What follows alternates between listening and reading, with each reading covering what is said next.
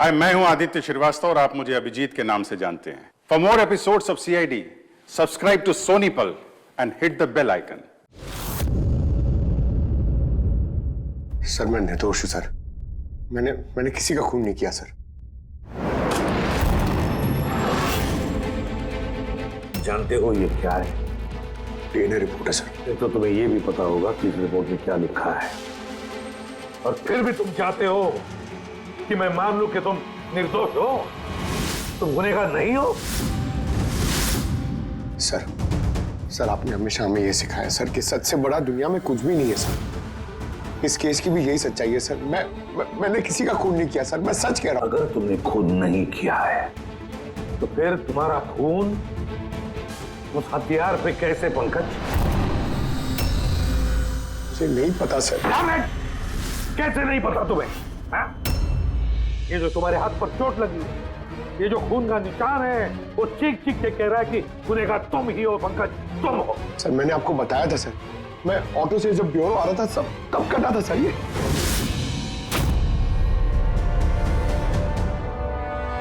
Sir, ये भी हो सकता है कि कोई पंकज को फंसाने की कोशिश कर रहा हो। पंकज, इस आदमी ने तुम्हारा हाथ काटा था, शायद वही तुम्हारे खून का सैंपल लेके गया हो क्राइम सीन पे डालने के लिए। सर नहीं सर, सैंपल नहीं हो सकता उसके पास। उसने जैसे ही मेरा हाथ काटा था सर तो वो चला गया था और खून तुरंत नहीं आया था सर, थोड़ा टाइम लगा था। उसके पास मेरा सैंपल नहीं हो सकता सर। अगर तुम्हारा खून किसी ने नहीं लिया तो फिर तुम्हारा खून क्राइम सीन पर सिर्फ एक ही तरीके से जा सकता है पंकज, और वो भी तब जब तुम वहां खून करने गए थे, तब। ये क्या बात हुई सर?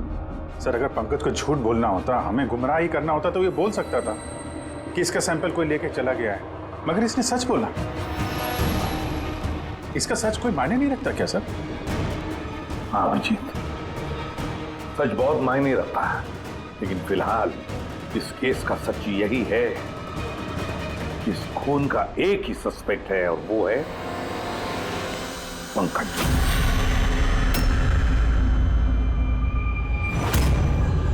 मैं तुम्हें सीआईडी से सस्पेंड कर रहा हूं। सर मेरा यकीन कीजिए सर, मैं सच कह रहा हूं। मैंने खून नहीं किया, मुझे मेरे पिताजी की कसम है सर। पंकज, तुम्हारी गन और बैच। सर, एक बेटा अपने पिता के श्राद्ध के दिन उसकी झूठी कसम कैसे खा सकता है सर? मैंने तुमसे नहीं पूछा फ्रेडी। गन और बैच।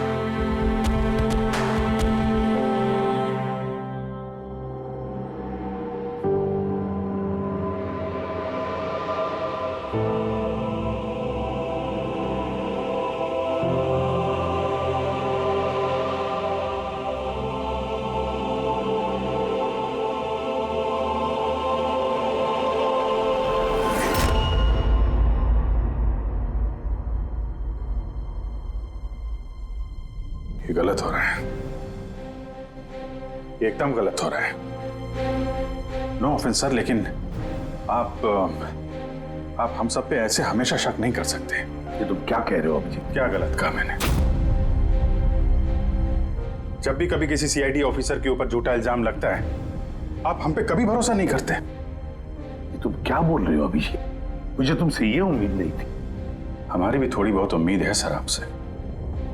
आपके एक इशारे पे जान देने को तैयार खड़े रहते हैं हम लोग। तो क्या इतनी सी उम्मीद रखना गलत है कि हमारे बुरे वक्त पे आप हमारा साथ देंगे, हम पे भरोसा रखेंगे? तो क्या मैं साथ नहीं दे रहा? सच जाने की खुशी नहीं कर रहा हूं मैं? सच के इस सफर में आपने कई बार हमारे आत्मसम्मान को चोट पहुंचाई है सर, हमारे फर्ज, हमारी वफादारी पे शक करके। जब मुझ पे झूठे इल्जाम लगे थे, आपने मुझ पे भरोसा नहीं किया था। और जब तक अभिजीत निर्दोष साबित नहीं होता, उसे जेल में ही रहना होगा। जब दया पे झूठे इल्जाम लगे, आपने इस पे भी भरोसा नहीं किया। मगर शायद आप ही एक बात भूल गए, एक बार आप पे भी ऐसा झूठा इल्जाम लगा था।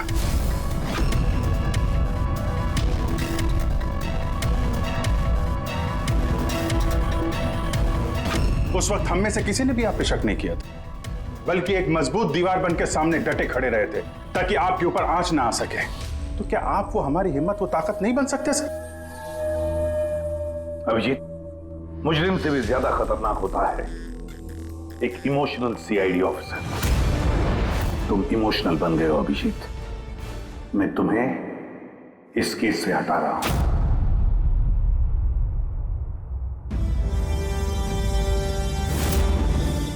दया, पूर्वी, अब से पंकज की केस तुम दोनों इन्वेस्टिगेट करोगे, सिर्फ और सिर्फ तुम दोनों। ठीक है सर। अब आपको मुझ पे इतना भी भरोसा नहीं रहा कि मैं इस केस को न्यूट्रल तरीके से देख पाऊंगा भी या नहीं। इतने साल की ड्यूटी का ऐसा मेडल तो किस्मत वालों को मिलता है। Thank you sir.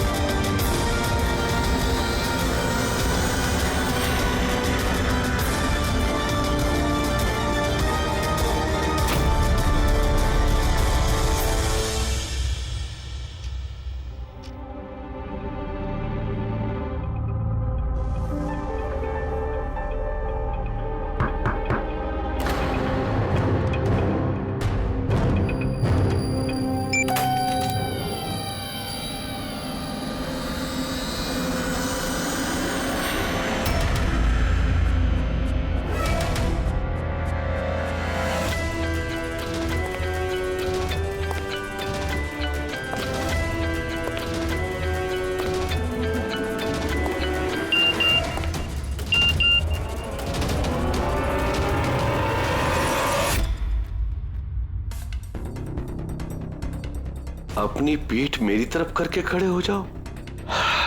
चलो ये भी करके देख लेते हैं।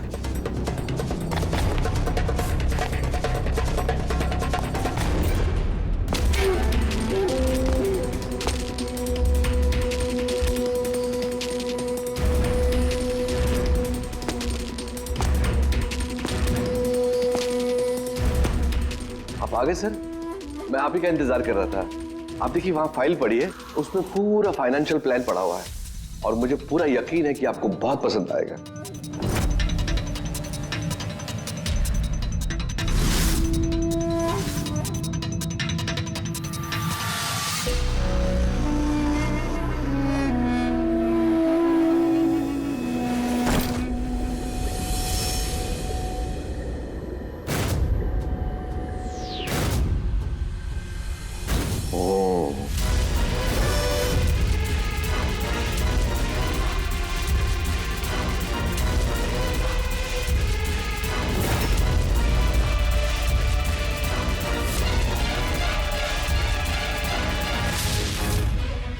अरे ये तो नकली है।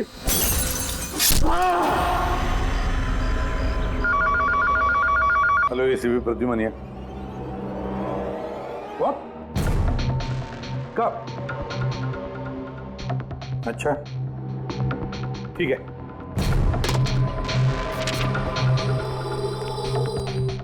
दया, अभिजीत, विक्रम विजय का खून हो गया। विक्रम विजय, वो हवाला कांड वाला सर? वही विक्रम विजय आज तक कानून से बच के भाग रहा था। आज उसका कत्ल हुआ, उसके ही घर में। एक न एक दिन तो ये होना ही था सर, इतने सारे दुश्मन पाल रखे थे उसने।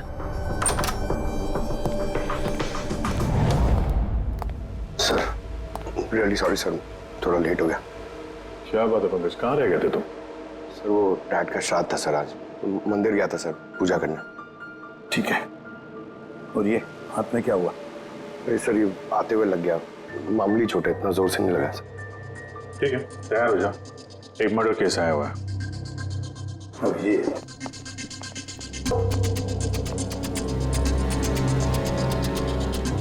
किसका मर्डर हुआ है बोले? विक्रम विजय का।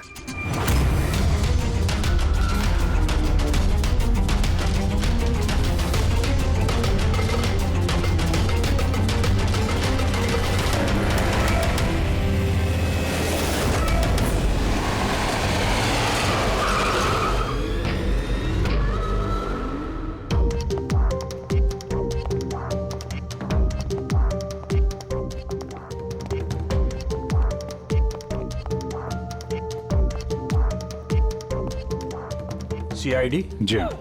सर मैं गोपाल हूँ, विक्रम सर का मैनेजर। ये तीनों कौन?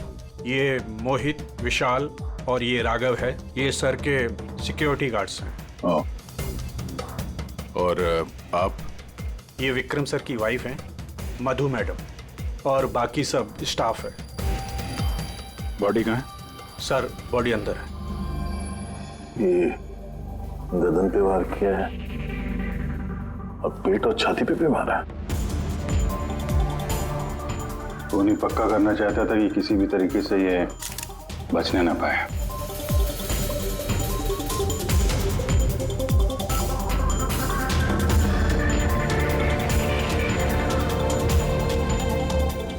लगता है इससे हमला किया है इस पे।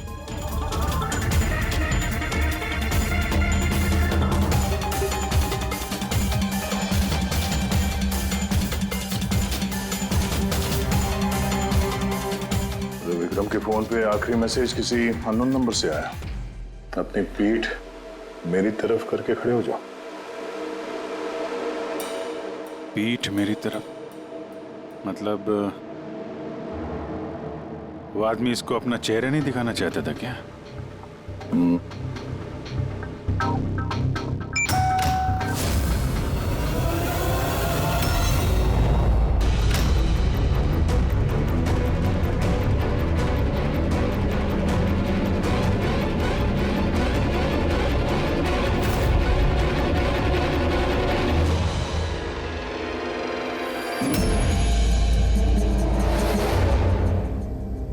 ये देखिए सर, फुलदान में से मुझे क्या मिला है? Audio recording device. Audio recording device? इस कमरे में जो भी बात हो रही थी वो कोई सुन रहा था।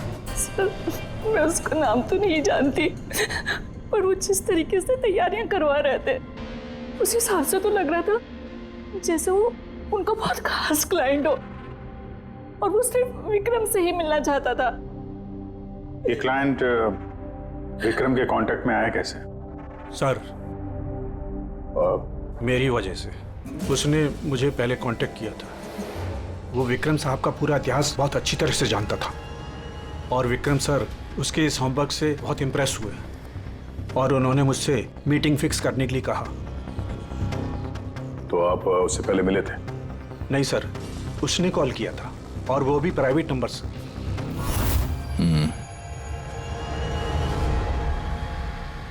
तो आप लोगों ने मीटिंग से पहले पूरी तैयारी कर ली थी? हाँ जी सर। उस कमरे को अच्छी तरह से चेक कर लिया था? हाँ। तो फिर ये ऑडियो की रिकॉर्डिंग डिवाइस ये कमरे में कैसे पहुंची? सर ये कहाँ से आया? फ्लावर में। फ्लावर पॉट में? वो तो तूने चेक किया था ना मोहित? मैंने चेक किया था सर, लेकिन मुझे फ्लावर पॉट में दिखा नहीं था। दिखा नहीं था? जी नहीं। अच्छा, ऐसे कैसे दिखा नहीं था? ब्यूरो चल, वहां पे अच्छे अच्छे को दिखने लगता है।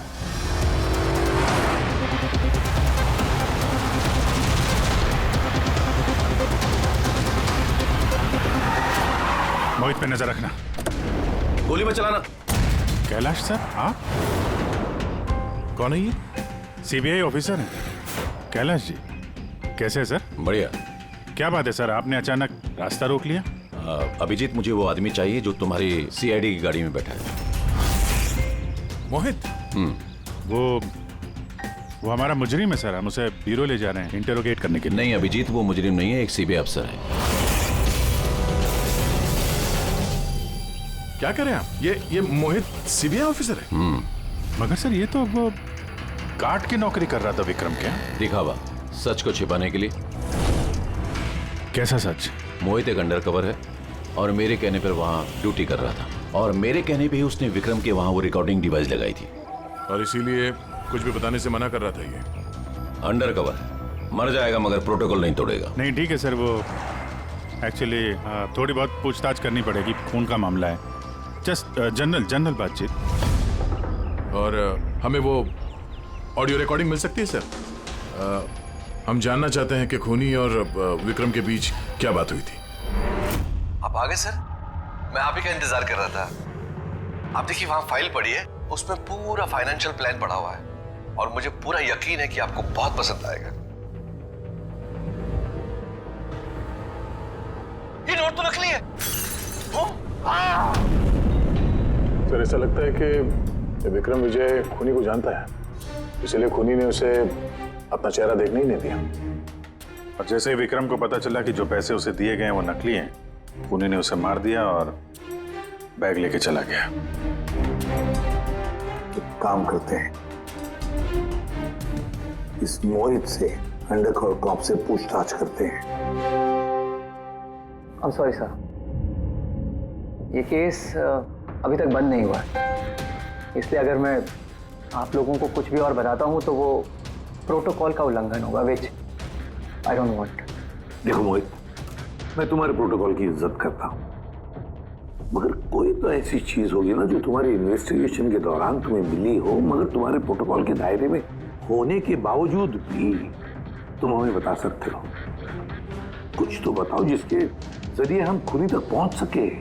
मैं आप लोगों को केवल इतना बता सकता हूँ कि पिछले काफ़ी सालों से सीबीआई इस विक्रम विजय के पीछे लगी हुई थी। आज से 15 साल पहले सन 2002 में सीबीआई ने एक अंडरकवर ऑफिसर को भी विक्रम विजय के पीछे लगाया था, कुछ खास सबूत इकट्ठा करने के लिए, लेकिन कुछ हासिल नहीं हुआ और अनफॉर्चुनेटली हमारे वो ऑफिसर मारे गए। एक मिनट, नाम क्या था इस ऑफिसर का? इंस्पेक्टर अधिराज।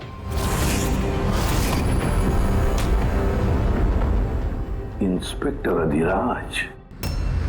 इस बोतल पे जो खून है, इस खून में विक्रम की डीएनए के अलावा किसी और का भी डीएनए। विक्रम के डीएनए के अलावा किसी और का भी डीएनए है? मेरे कहने का मतलब है कोई और भी था। कौन था सालुंखे? तो अपने क्रिमिनल डाटाबेस में कंपेयर करके देखा, मैच करके देखा तूने? उसकी जरूरत नहीं पड़ी। जरूरत नहीं पड़ी का क्या मतलब है सालुंखे? किसका डीएनए है वो? वो डीएनए पंकज का है। व्हाट? वो डीएनए पंकज का है? हमारे पंकज का? हमारे पंकज का। यानी कैसे हो सकता है? CID officer Pankaj, CID officer Pankaj खून कर सकता है? हमारा एक ऑफिसर खूनी है। लेकिन सर पंकज खून क्यों करेगा? वही तो, सीआईडी ऑफिसर खून क्यों करेगा? सर, विक्रम के घर से 1 किलोमीटर की दूरी पर पुलिस को एक लावारिस मोटरसाइकिल मिली है सर। किसकी मोटरसाइकिल है वो? सर वो पंकज की है।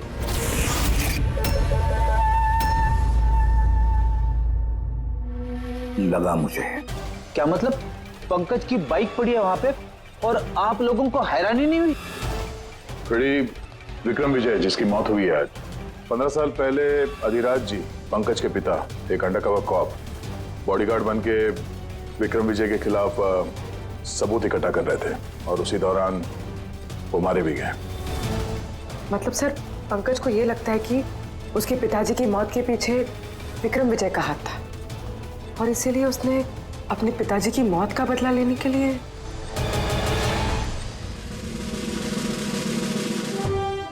पंकज कहाँ है?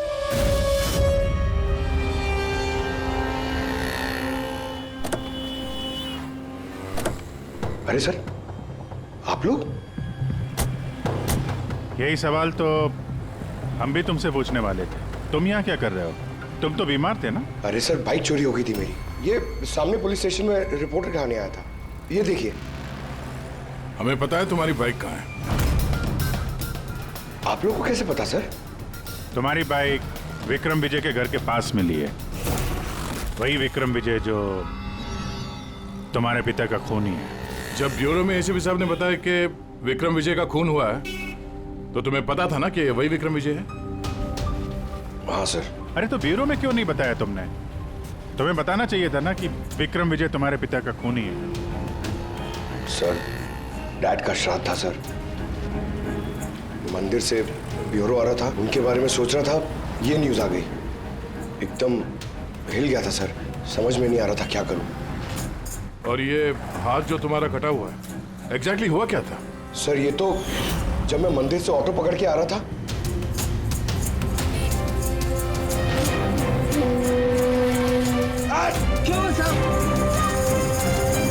तो एक अनजान आदमी ये घाव देके चला गया, यूं ही बेवजह। सर मैं जानता हूँ यकीन करना थोड़ा मुश्किल है, लेकिन सच यही है सर।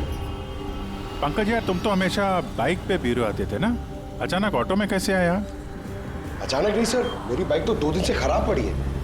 तो तुम्हारी खराब पड़ी हुई बाइक कोई लेकर गया, उसने उसे रिपेयर करवाया और ठीक होने के बाद उसे एक लावारिस जगह पे छोड़ दिया। वो भी संयोग से एक ऐसे इंसान के घर के पास छोड़ दिया जिसका आज ही खून हुआ और जो तुम्हारे पिता का खूनी भी है। सर, आप लोग मुझ पे शक कर रहे हैं? आप लोग को लग रहा है उस विक्रम विजय को मैंने मारा है?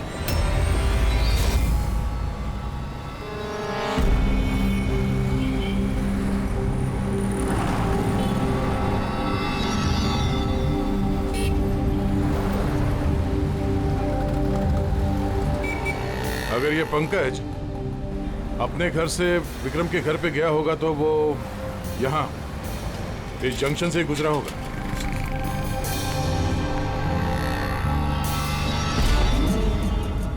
सर, सिग्नल पे सीसीटीवी कैमरा लगा हुआ है।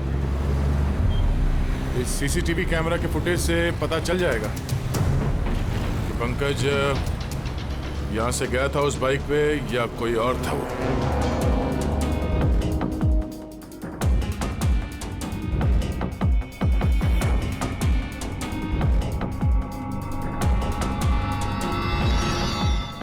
एक मिनट रिवाइंड करना, पॉज कर। सर ये देखिए, कि पंकज की तरह नहीं लग रहा है। बाइक का नंबर है XYA4784। सर, पंकज की बाइक का नंबर भी यही है। पूर्वी, ये पंकज इतनी लापरवाही तो नहीं कर सकता कि एक जुर्म करने के लिए जाते वक्त सड़क पे एक और जुर्म करे, सिग्नल तोड़ने का। जरूर कोई है जो पंकज को फंसाना चाहता है और उसी ने ये सिग्नल भी तोड़ा है ताकि हमारा जो शक है पंकज के ऊपर वो और मजबूत हो जाए। मगर सर, पंकज को कौन फंसाना चाहेगा?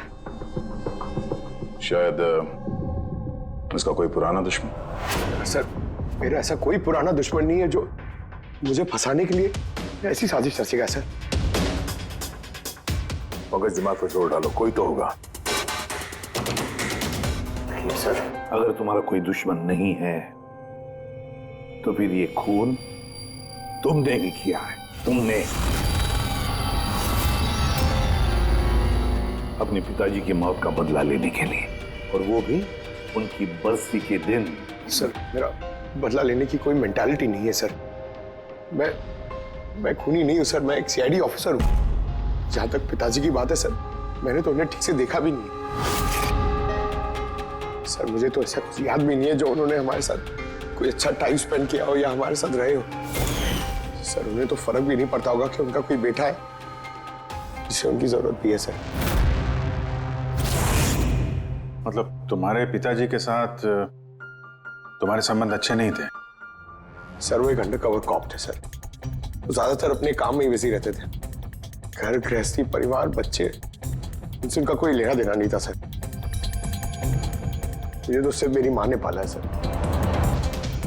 लेकिन फिर भी पंकज, तुम्हारी अपनी पिताजी के साथ कुछ ना कुछ तो यादें जुड़ी होंगी ना? कुछ भी?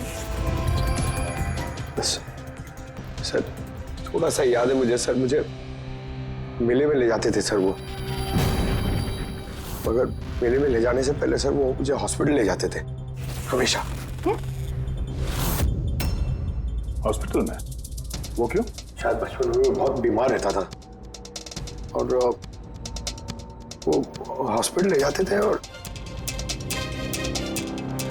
मुझे बहुत दर्द होता था सर। दर्द? पंकज, कहाँ दर्द होता था? सर पीठ में, यहाँ पे सर। पीठ में? पंकज, डॉक्टर क्या करते थे पीठ में? नहीं सर, ऐसा कुछ याद नहीं आ रहा सर। याद करो पंकज, याद करो। सोचो क्या करते थे? तुम्हारी पीठ में इंजेक्शन लगाते थे या पीठ में से खून निकालते थे? क्या करते थे? याद करो। Sir sir sir drill machine से कुछ करते थे सर हॉस्पिटल में। क्या कहा? ड्रिल मशीन से? और उसके बाद तुम्हें पीठ में दर्द होता था? बहुत दर्द होता था सर। मैं हफ्तों तक सीधे बैठ भी नहीं पाता था। और फिर घर जाने के बाद तुम्हें नींद सी आती थी? कुछ अजीब सा लगता था? चक्कर आता था? हाँ सर। सर मेले में भी जब मैं घूमने जाता था तो नींद में ही रहता था सर। ऐसे चक्कर आते रहते थे सर बस। लेकिन सर इस बात का इस केस से क्या लेना देना? लेना देना है बॉस। मुझे लगता है इसके पिताजी ने इसकी बहुत छोटी उम्र में इसका बोन मैरो डोनेट करवा दिया था। लेकिन सर बच्चों का बोन मैरो डोनेट करवाना तो गैरकानूनी है ना? गैरकानूनी है, लेकिन मुझे लगता है बॉस पैसे की वजह से या किसी भी और वजह से उस डॉक्टर ने इसके पिताजी के लिए ये सब कुछ किया था। वो ठीक है सर, लेकिन मेरी समझ में अभी भी ये नहीं आ रहा है कि इस बात का इस केस से क्या कनेक्शन है? कनेक्शन ऐसे है पूर्वी कि कई बार जब बोन मैरो डोनेट किया जाता है तो जिसे बोन मैरो डोनेट किया जा रहा है उस व्यक्ति को ह्यूमन काइमेरिज्म हो जाता है। ह्यूमन काइमेरिज्म? ये क्या है सानकू साहब? यूं समझो कि जिस व्यक्ति को बोन मैरो डोनेट किया जा रहा है उस व्यक्ति के शरीर में 2 डीएनए पैदा हो जाते हैं। एक डीएनए वो जो उसका खुद का है ओरिजिनल, और दूसरा डीएनए वो जो बोन मैरो जिसका ट्रांसप्लांट हुआ है उसका। इसका मतलब है सर पंकज का बोन मैरो जिसे मिला शायद उसके खून में भी ये पंकज का डीएनए शामिल है। Exactly that. बस मुझे लगता है कोई बहुत ही खास होगा वो जिसके लिए पंकज के पिताजी ने ये सब कुछ किया। कोई ऐसा खास आदमी जो पंकज के पिताजी इंस्पेक्टर अधिराज के बहुत ही करीब था और उसकी मौत का बदला लेने के लिए उसने ये खून कर डाला। पर कौन?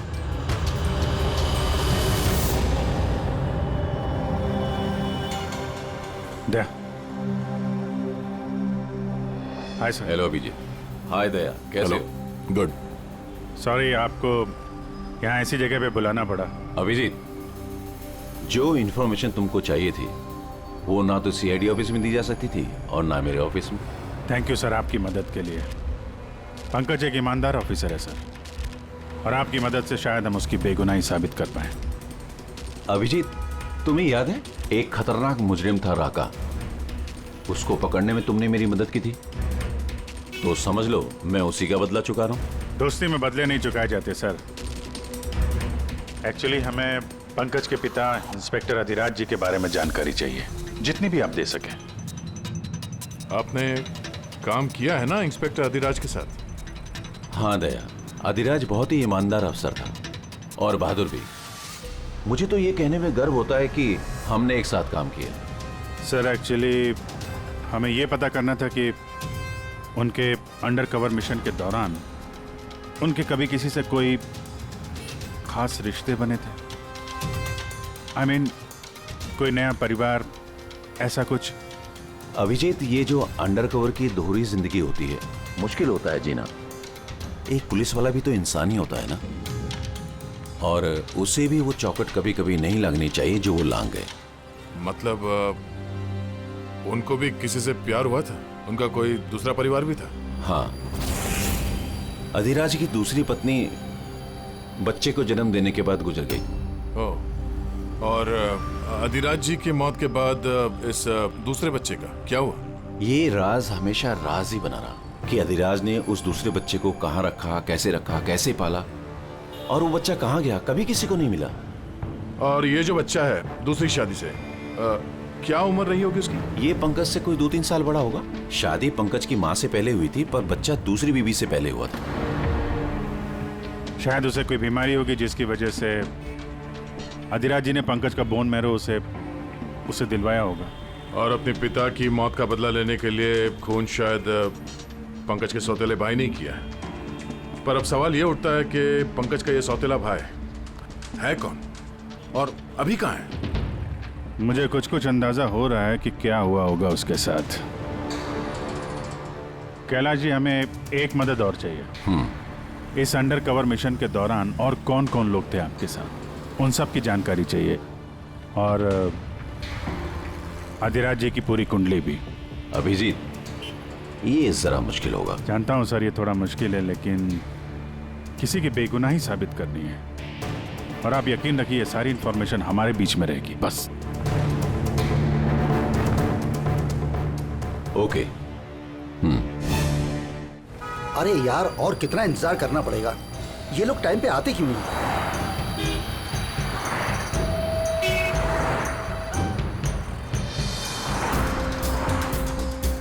अरे यार, आधे घंटे से इंतजार कर रहा हूँ। अरे मुझे आज ही पूरा पैसा चाहिए। अरे मुझे निकलना है इस शहर से आज ही। तेरा हिसाब तो मैं आज, अभी और इसी वक्त चुकता कर दूंगा।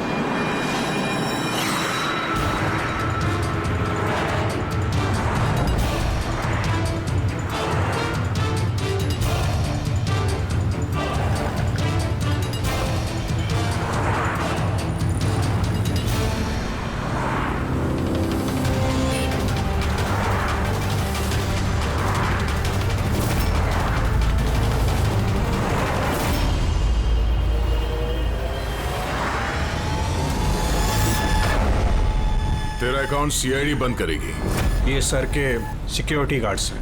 नहीं अभिजीत, वो मुजरिम नहीं है, एक सीबीआई अफसर है।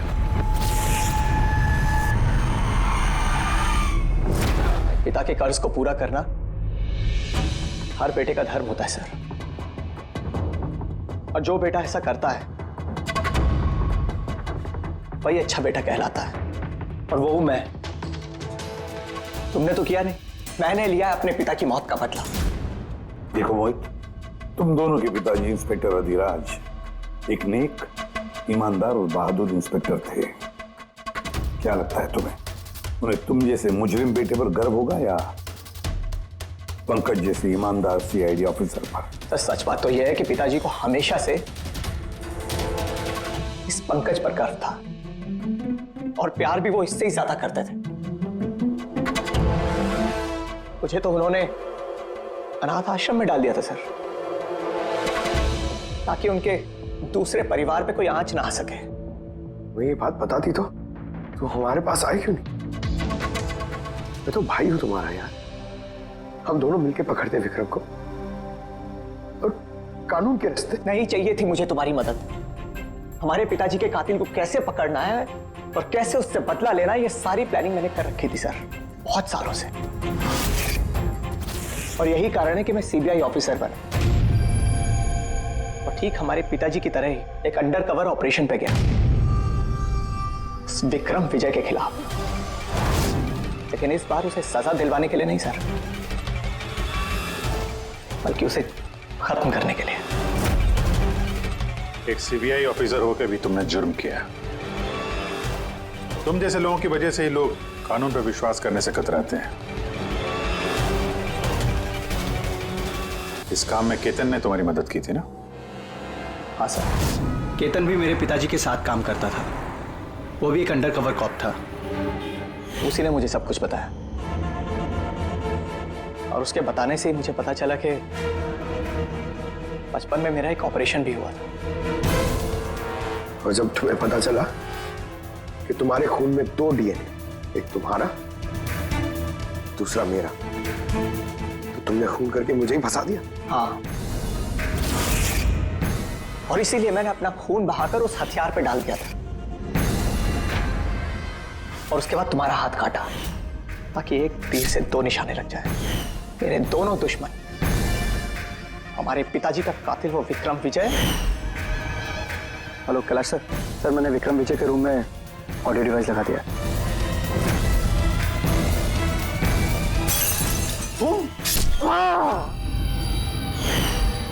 और तुम मुझसे इतनी नफरत क्यों है तुम्हें भाई?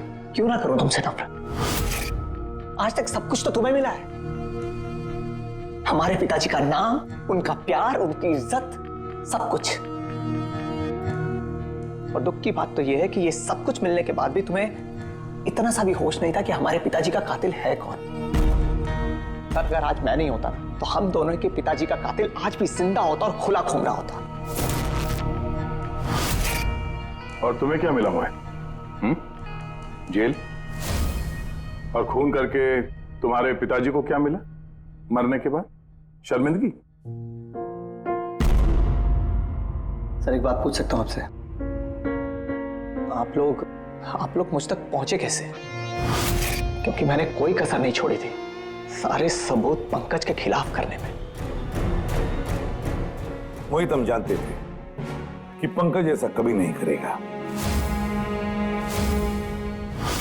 और रही बात तुम तक पहुंचने की, जब हमें 2 डीएनए के बारे में पता चला तो हमने तुम्हारे पिताजी इंस्पेक्टर अधिराज का बैकग्राउंड चेक किया। उसमें हमें पता चला कि उनका और भी एक बेटा है, तुम। और फिर बस हमने उस बेटे की पूरी कुंडली निकाली, मतलब तुम्हारी। और फिर सारा मामला समझ में आ गया। बहुत गलत किया तुमने मोहित, बहुत गलत किया।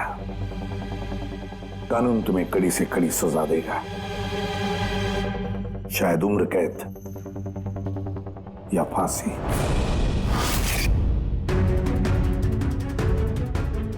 रेडी?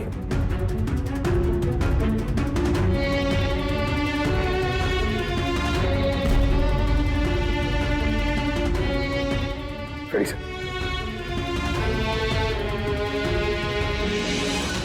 मैं जानता हूं तुम्हारे दिल में सिर्फ मेरे लिए कड़वाहट है, मगर मुझे पता ही नहीं था कि मेरा कोई एक भाई है।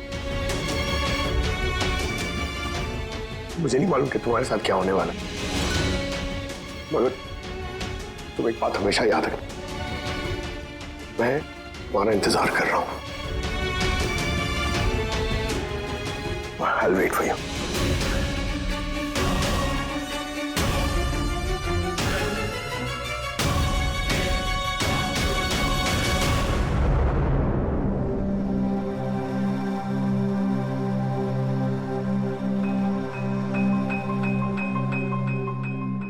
पंकज, देखो, तुम्हारे में ये जो अच्छाई है ना, इसे कायम जिंदा रखना, कायम। Welcome back to CID. Thank you sir. Sir, I am sorry sir. आप सही कह रहे थे। इमोशनल होके मैं कुछ जरूरत से ज्यादा ही बोल गया सर।